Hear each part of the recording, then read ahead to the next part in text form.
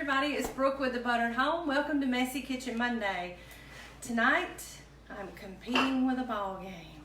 I thought about this and I thought, well, maybe I should put it off till tomorrow night. And then I said, no, Alabama nor Auburn are playing, so surely somebody will show up. Either way, if you're here with us tonight, drop a comment on Facebook. Let us know where you're watching from. If you're on Instagram, you can do the same. We are glad to have you with us here tonight. We are in the middle of January, and much like Messy Kitchen Monday tonight, where we're competing with a ball game, Messy Kitchen Monday is also competing with healthy eating, and we're not doing it. So just letting you know, we are back to basics at the Messy Kitchen, and we are teaching you some basic cooking fundamentals. So this week's basic cooking fundamental is how to make a white roux. Now, I know what you're saying. Why do I need a white roux? What is the benefit in having a white roux? Well, if you've never had white roux before, then you obviously don't know the answers to those questions. If you have, then you already know what I'm about to say. A white roux is a base for a sauce that makes everything better. And that's all you really need to know. It's butter, fat, flour, and it's divine. And it's used for all sorts of applications. Every soup I make, just about, has a white roux as a base. Now, a lot of people think that the white roux itself is the sauce. And in a way, here in the South, it is. But the white roux, or the roux, actually is the paste that you make your sauce with. And there are basically three levels to that roux that you can make. You have a white roux, you have a brown roux, or a blonde, maybe in between. What I make is somewhere between white and blonde. And then you have a dark roux. Now, there are different means of uses for all three.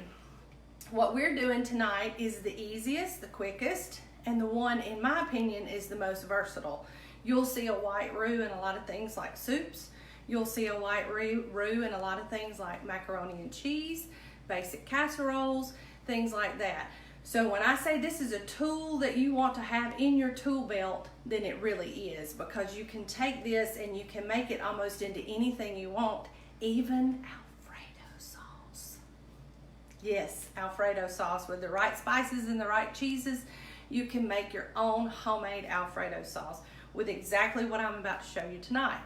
So we've got the basics here set up, and what I'm going to do with mine is make a sausage white gravy or a sawmill gravy. Now, I won't be going into all of that with you, but we will go through the basics and the fundamentals of what you do to get it to that point.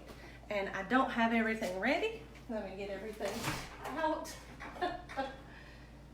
I got some guests here with me tonight, and I just told them, I said, I always forget to do something. So there you go, I forgot. But anyway, I'm gonna move the cameras, because we are cooking live tonight, over to the stove. So y'all excuse my big head in the camera. And I'll get everything straight and set up. And see if Miss Tanner can let me know how everything looks. Give me a second. And what I have right here, and I'll go ahead and start until she tells me that I need to make an adjustment, is I have bacon grease and equal parts of butter.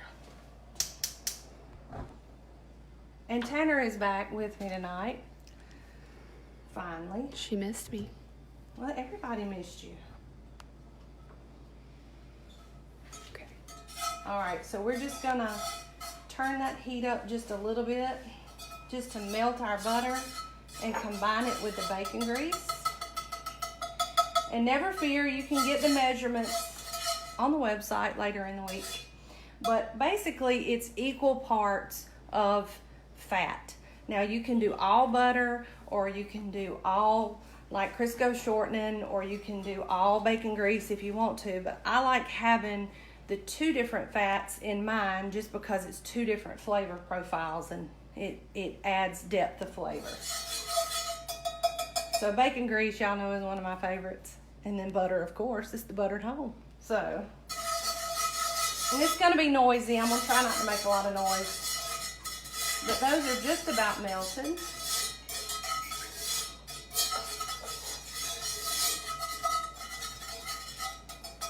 Now, as I told you, I am making a white or a sawmill gravy. And this can also be called, in fancier kitchens, a bechamel sauce. A bechamel sauce is whenever you add a dairy to the white roux that makes it that white or that blonde color. If you are making a dark or a brown roux, then you're going to add beef stock or chicken broth to that. And those will make it more of an amber color. Also, the length of time that you cook your flour paste, your flour and fat paste, will also determine if you're cooking a brown or a dark roux as well. All right, so we have some fire going here, and to this, I'm going to add my flour. And at this point, this is your traditional roux. It's this paste, or what my grandmama always called a ball. And it's not really a ball, but it forms kind of little bitty balls in there. And then this is what you want to cook for about 1 to 3 minutes. For a white roux or a light colored roux, the shorter cooking time is better. You only want to cook it as long as you have to, just to get the flour taste out. And to this, you would add just a little bit of salt and your desired amount of pepper. Now, like I said, I'm making a sawmill gravy, so I'm going to add a little more pepper than you probably would, unless you're making the same thing that I am. So I'm just going to add more pepper than salt, because later I'm also going to add in some more things to give it more flavor. But for any basic roux, whether you're making for macaroni and cheese or for a soup base, you know, when you cook in layers and you flavor in layers. Especially like with soups, every layer that you add to it is another flavor profile. So in this instance, this is seasoning our roux. And Tanner, let me know if I have any questions. Okay. And if y'all have any questions, feel free to ask them on Facebook. If I can't get to you while we're live, I'll get to you right after. On Instagram, if you would send me a direct message, then I'll get back with you just as soon as we're done.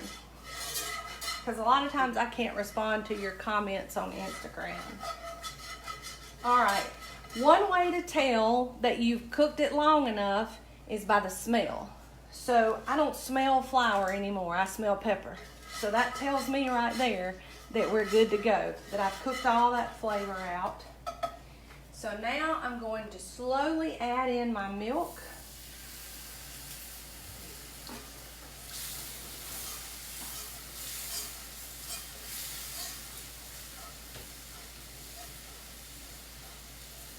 And you're going to whisk it in to break up that roux paste. I have a question. Sure. What is your heat setting on? My heat setting on is actually on medium-high, but I'm using a smaller or a medium burner. So high on this burner is really a medium setting. But you'll see as this starts to come together, you naturally want to cook it on medium to high to get that flour flavor out. And then when you add your milk in, because there's such a stark difference in temperature, you want to keep it a little high to begin with. But just as soon as you start to see your flour break up, then you'll want to lower your heat, because at that point it'll start to thicken and it'll happen really fast. So, problem. Okay, go ahead. I have 2 more questions. Sure. Can this be used for gumbo? It sure can, but you're going to want to cook that roux a lot longer, and you're probably going to want to use beef or seafood, a seafood type broth, or a chicken broth. simply because you want it to be a brown or a dark roux for gumbo. If you were to put a white roux in gumbo, it would make it more of a cream type soup, and that's not at all what I would think you would want for a gumbo. Next question is, where did you get your whisk? My whisk, I got it on Amazon, and later in the week when this post drops, there'll be a link where you can get one too. They're less than $8, and they're the best things ever. They're flat and they're easier to use, and they're a lot easier to clean than a regular traditional whisk. All right. Now I can tell just by whisking that we're starting to thicken. So I'm actually going to lower my heat so that it doesn't happen too fast, because I still got a lot of flour that I've got left to break up in here. Now at this point, depending on what you're going to use this for, you can actually add more to it. You can add cheese to it. You can add different spices to it. If you were using it for macaroni and cheese, you might leave it just like it is. If you were using it for Alfredo sauce, then you would add all your traditional Italian seasonings to it and a whole lot of salty, spicy cheese. But for us, we're having sawmill gravy, so I'm adding in some garlic and some red pepper flakes, if I can get them out of my bowl here, because we like our sawmill gravy a little spicy.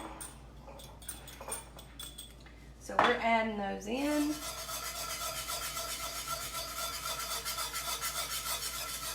At the last. And I am just about right where I need to be. And there's no more lumps. That happens pretty quick too. Once the simmer starts to happen, then the lumps go away. That's why it's real important that you stay with it and you keep a whisk in it to keep it moving on the bottom. So I'm going to turn it off because I can tell it's ready. It's where I want it. And I'm just going to show you real quick how you can tell when it's good and thick.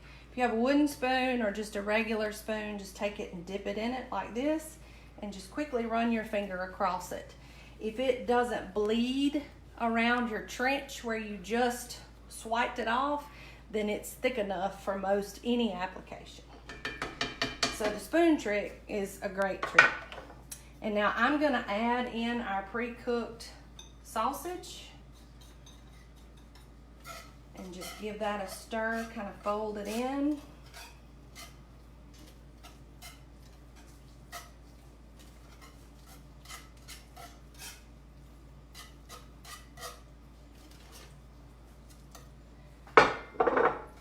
Oh, and another good use for this little trick too is it gives you a chance to taste it to see if it needs anything else. And I think it needs just a little more salt, so I'm going to add that in. And I put a lot of sausage in it because this is what we're having for supper. So, you know, in a lot of traditional sawmill gravies, you might not see this much sausage in it, but for us, this is our supper. So I made it a little heavier. So I used a whole pound of sausage in here. And there you have it. You got white sawmill gravy from a white roux. Just that easy, and we did it in less than about 10 minutes. So in my opinion, this is one of the best tools any cook can have, and that's how to make a white roux, because it's so versatile, and we'll talk about that in the blog post as well. I'm going to wipe my hands off, and then I'm going to move the camera, so y'all bear with me.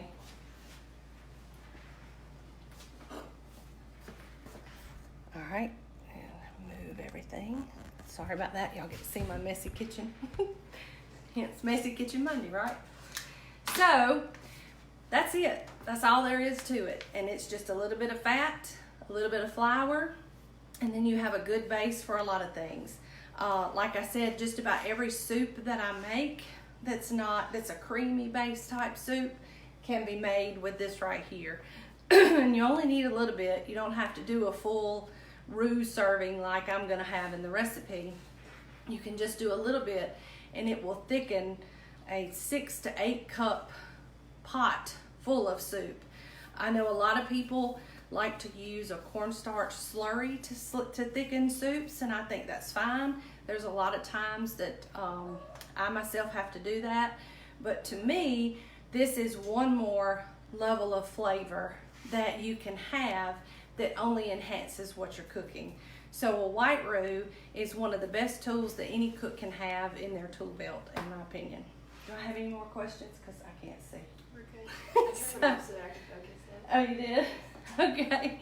Well, anyway, so we're done. I'll let everybody get to the big ball game. I appreciate y'all joining us tonight, and I've got a really, really fun Messy Kitchen Monday in store for y'all next week. You know, I've talked a lot over the last couple of years about things that used to whip me in the kitchen, like rice, like grits, things like that. And homemade bread is one of them. I love homemade bread. We were just talking about this too. I love homemade bread, as you can see in my figure, my girlish figure. But I love bread, but I've always been kind of bread challenged as far as making homemade bread. But I have a fantastic, easy, quick bread recipe for you next week. So we're gonna get you in a basic bread recipe so that you can be a big time bread maker too. And it's really good, and it's got rosemary and Parmesan cheese in it, and it's as pretty to look at as it is good to eat. So we hope that y'all will join us next Monday when there is no ball game here at Messy Kitchen Monday. And if you're not on our VIP list so that you can get the email for this recipe and all of our recipes on Facebook, go to the top of the page and hit the sign up button. And if you're on Instagram, go to the link in bio and go to my page that's linked there, and there'll be a sign up button on the side over there. This way you'll get the recipes first before everybody else. So we appreciate all you who have done that already, and look forward to all of you who have yet to do that and joining us over there. Y'all have a wonderful week, and we'll see y'all next Monday. Bye-bye.